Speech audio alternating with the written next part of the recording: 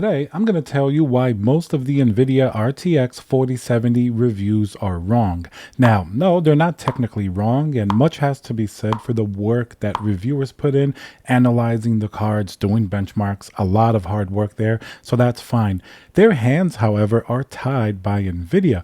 Nvidia carefully manipulated the launch of the RTX 4070, so you can almost predict the type of reviews that you're going to have. And these reviewers, of course, after looking at the numbers, their hands are going to be tied because they're going to have to come to the conclusion that Nvidia basically wants them to. So what exactly is going on here? First, the general gist of the reviews, and most of them, of course, it's going to be varied, but most of them have a little bit more positive approach to the 4070 than something like the 4070 Ti, which had a much higher starting price for what you were getting. So that's the number one thing that Nvidia wants reviewers and therefore the public to think. $599 GPU, and therefore presents itself as a good value, right? Well, that's why we have to dig a little bit deeper. When you look at all the numbers that are coming out, obviously the GPU is going to perform worse than the 4070 Ti, sometimes 15 to 25% worse, and it's around $200 cheaper than the base MSRP of that 4070 Ti. The first key thing here, however, Nvidia is sort of manipulating the way that you get your reviews. It's well known that the day one review of products are the one that most people will watch and refer back to as time goes on. They limited these reviews just to the base models, like the $599 Founders Edition is the one you'll mostly find for all of the reviews. Any overclocked or AIB model that's not $599, that's going to be above that price, these reviews are only going to be coming tomorrow. They're not coming today. As you've noticed, you're going to see mostly the Founders Edition. That's going to give Nvidia first an extremely unfair advantage because the Founders Edition 4070, it's going to be one of the best out of the entire lineup. Nvidia has the best PCBs. It's going to have the best power delivery. Generally, you're going to need probably a very much more expensive RTX 4070 AIB model in order to even match or to even surpass what the 4070 Founders Edition will do. This way, Nvidia has a strong control of the narrative, and then since most of the reviewers today are still under NDA as to what they can say about any AIB models, they're not going to be able to make any comparisons. They can't say, oh, a $599 4070, the Founders Edition is actually better or at least equal to, look at this $699 4070. Not all 4070s will be $599. You can expect higher pricing. Exactly how high, we don't know yet. We'll probably find out during the next few days.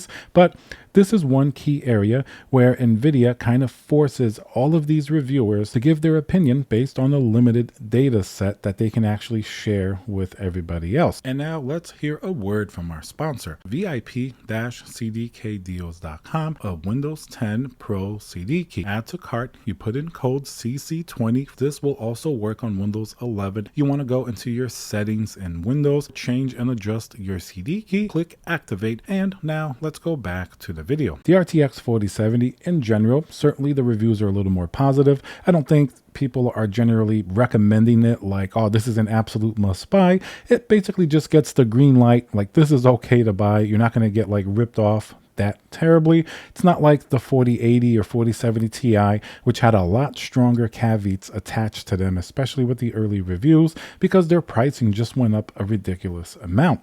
Therefore, the 4070 is in a little bit of a tight area. I mean, looking back, Nvidia compares it to the RTX 3080, and that GPU was $699 a few years ago, and we're not really getting all that much more on the 4070. Judging from all of the reviews that we saw today, in most cases, the 4070 is really barely better than the RTX 3080.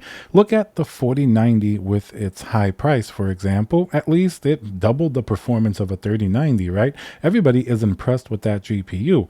Now the 4070, it's not doubling the performance of a 3070, and it's even more expensive relative to its original price of the 3070. It went up $100. The 4090 only went up $100 from the 3090, but it basically doubles that performance. So you see, Nvidia gave us a lot in the beginning, and now they sort of like really skimp away at it.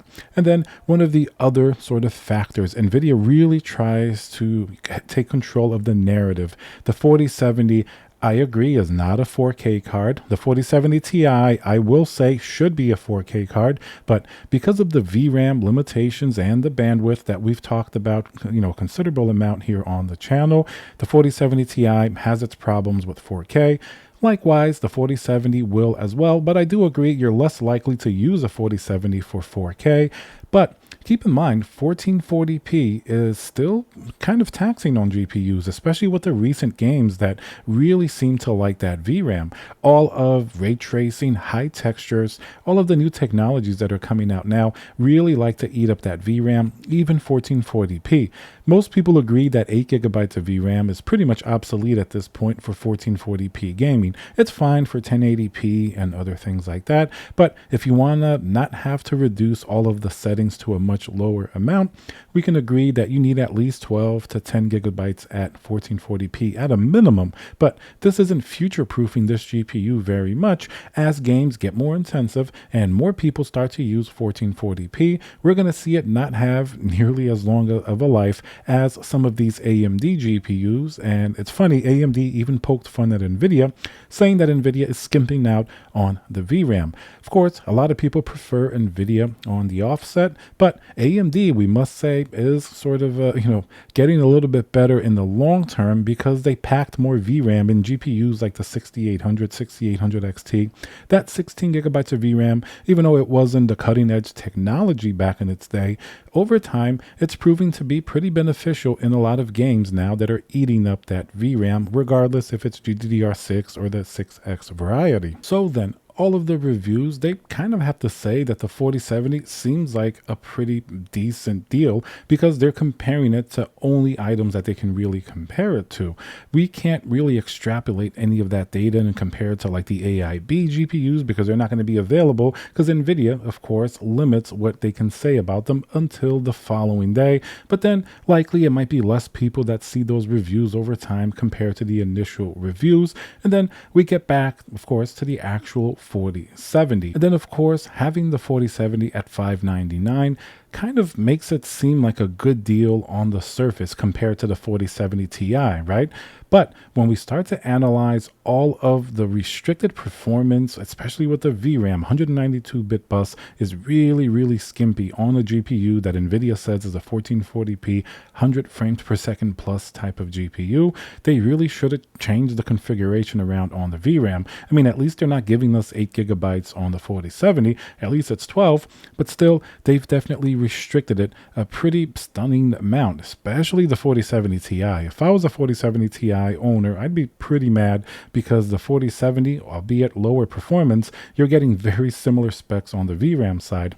Therefore, less VRAM, so Nvidia isn't really keeping the price at $599 to make it fair. They reduced a lot of the hardware that you would find, even like look at the 3080, 3070 Ti, those all had much faster memory bit bus, and therefore we can assume to be a little more expensive to put together than something like this. Even though this is, of course, newer technology, it's a newer GPU, there's a lot of differences here. And, the reviewers, they kind of have to say the truth, comparing their numbers and the benchmarks. They have to say, oh, this at least is the best deal that we've seen in a long time compared to the previous releases. So their hands are a little bit tied. But if we zoom out a little bit and we see how expensive GPUs have gotten relative to the hardware that you're getting, you see that NVIDIA really is giving us the bare minimum that they can get away with, even with a 4070. While it's acceptable, it's certainly not punching above its weight. It's not impressing anybody, and it's giving you basically just the minimum that you would expect for this type of price point,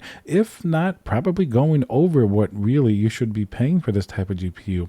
In my opinion, with these specs, NVIDIA really should have kept it at $499 to meet what the 3070 was. After all, if we can't expect a significant bump in performance a generation after with around the same price, then what are we really to expect? If they give us a little bit more performance but bump up the price in a likewise fashion, then that's not really all that much progress, right? You typically want to see prices either stay the same, or if they do go up a bit more, like for example the 4090, at least you get a pretty stunning amount of performance increase over the previous generation, right? But maybe NVIDIA can only do that with its flagship flagship to set an example and because it's much more expensive. And then for the GPUs that it will actually sell a lot more of, they have to sort of play these games and really sort of fixate on the narrative to make it seem like you're getting a lot better deal than you really are. So at the end of the day, let's say if I put all of the reviews that I looked at and all the data that I've been looking at for the 4070 together, is it something that I would recommend that you buy?